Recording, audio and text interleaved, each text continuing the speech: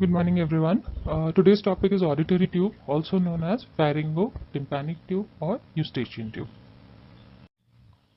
Auditory tube, what is the shape of auditory tube? It is trumpet shaped channel. It's a trumpet shaped channel, and this channel connects middle ear cavity with the nasopharynx. So it is a connection between middle ear and nasopharynx. The length of this canal or tube is 4 centimeters or 40 millimeters. Direction, it is directed downward, forward and medially. It is not horizontal, it is directed downward, forward and medially. So it forms an angle of 45 degrees with the sagittal plane and 30 degrees with the horizontal plane. This is in case of adults. Now parts of pharyngotympanic tube or auditory tube, it has got two parts. This is the bony part, which is towards the middle ear, and then we have the cartilaginous part, which is towards the pharynx. Bony part. Bony part, as we can see, it forms the posterior and lateral 1/3 of the tube. This is the bony part. It lies in the petrous temporal bone. So it forms the posterior and lateral 1/3 of the tube. It is 12 centimeters long. It has got a lateral end and medial end.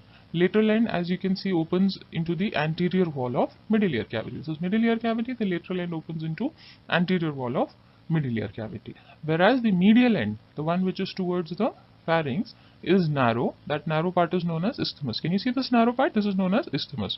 And here is the attachment of cartilaginous part. So this entire is the bony part.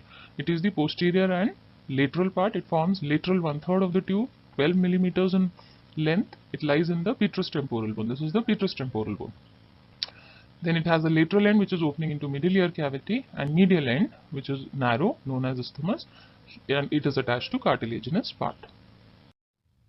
Relations of bony part. Here will be the bony part. This is the bony part and this is the cartilaginous part. This is lying in sulcus tubi.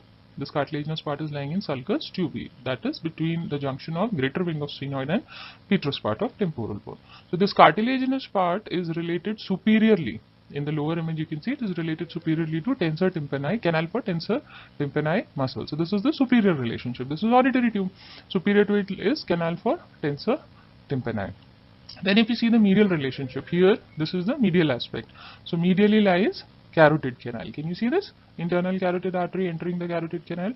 So medially lies carotid canal. Laterally lies spinosphenoid. This is spinosphenoid. Foramen spinosum. Behind foramen spinosum is spinosphenoid. And the structures related to spinosphenoid, if you remember, we had already discussed chorda tympani and auriculotemporal nerve. Chorda tympani medially and auriculotemporal laterally. So these two nerves. And if you go more laterally, we've got TMJ. So relations of this bony part is superiorly it has got canal for tensor tympani, medially it has got carotid canal, laterally it has got spinosphenoid, chorda tympani nerve, auriculotemporal nerve and TMJ. This is the mandibular fossa which will help in forming the temporomandibular joint. So these are the relations of bony part. Now coming to cartilaginous part. This is cartilaginous part. It forms the medial 2/3, anterior and medial 2/3 of the tube. It is 25 millimeters long. It lies in sulcus tubi. Previous image I've shown you, sulcus tubi. That's between the greater wing of sphenoid and apex of petrous temporal bone. This cartilaginous part is made up of a triangular plate of cartilage. That triangular plate of cartilage curls upon itself. So when it curls, it forms the superior wall and medial wall. Whereas lateral wall and floor is formed by a fibrous membrane. That is not formed by cartilage. You can see superiorly cartilage is present, on the medial wall cartilage is present, but laterally and inferiorly, that is the floor, is formed by fibrous membrane. This is the apex and this is the base. So apex is attached to the bony part through isthmus, and base forms tubal elevation in nasopharynx. This is nasopharynx. It forms an elevation in nasopharynx and opens into nasopharynx. So that is how this tube is forming a communication between the middle ear cavity and the nasopharynx. Relations of cartilaginous part. This is the cartilaginous part. It has got a medial lamina, lateral lamina. So anterolaterally, here will be the attachment of tensor valli palatini muscle. This you can see is infratemporal fossa. So the structures that we had seen in infratemporal fossa, mandibular nerve and its branches. Then ganglion related to mandibular nerve was otic ganglion. So that will also be in its relation. Chorda tympani will be there. Arteries, middle meningeal artery. It's a branch of maxillary artery. That will also be seen here. And lastly, this medial pterygoid plate. So these are the anterolateral relations. Now if we talk about posteromedial relations, there is this petrous temporal bone and levator valley palatini muscle attached to it. So these are the relations of cartilaginous part. Here is another image just for your understanding. Levator valley palatini muscle. Can you see this muscle? This is levator valley palatini. It is attached to the inferior surface, and below that you can see this is salpingopharyngeus. These are the muscles of the pharynx. It lies near pharyngeal opening. This is pharyngeal opening. It lies near pharyngeal opening, and levator valley palatini is attached to its inferior part. Just for your understanding. Lining of the tube is lined by, or the mucosa of the tube is lined by pseudo-stratified ciliated columnar epithelium. The pseudo-stratified ciliated columnar epithelium, and the cilia, they beat in the direction of nasopharynx, that is towards the nasopharynx. So they help to drain the secretions and fluid from the middle ear to the nasopharynx. Arterial supply is by one of the branches of maxillary, or two of the branches of maxillary artery, and a direct branch from external carotid artery. So ascending pharyngeal artery, that's a branch of external carotid artery.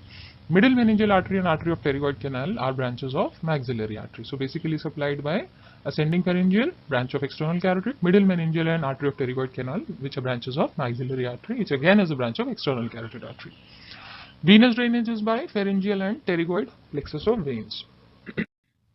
Nerve supply, the cartilaginous part is supplied by nervus spinosum, that is the meningeal branch of mandibular nerve, whereas bony part is supplied by glossopharyngeal nerve, which is 9th cranial nerve. So cartilaginous part by 5th cranial nerve, that is mandibular nerve.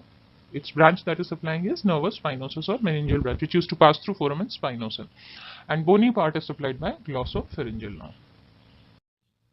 Functions are, it maintains the equilibrium of the air pressure. Most importantly, what does this tube do? Since it acts as a communication or a channel between the middle ear cavity and nasopharynx, it helps in maintaining the equilibrium of air pressure on both sides of the tympanic membrane. So at rest, this tube remains closed, it is not open, but while swallowing, yawning, sneezing, it reflexly opens by the actions of the muscle. So at that time, it helps to maintain the pressure on both the sides. Then protection of middle ear. How does it protect? It prevents the transmission of high sound waves from nasopharynx. Normally the tube is closed. Then clearance of middle ear secretions. I've already mentioned that the cilia present in the mucosa, they beat in the direction of nasopharynx. So by active opening and closing of tube, the cilia, they drain the secretion from middle ear to nasopharynx. Comparison of Eustachian tube of an adult and an infant.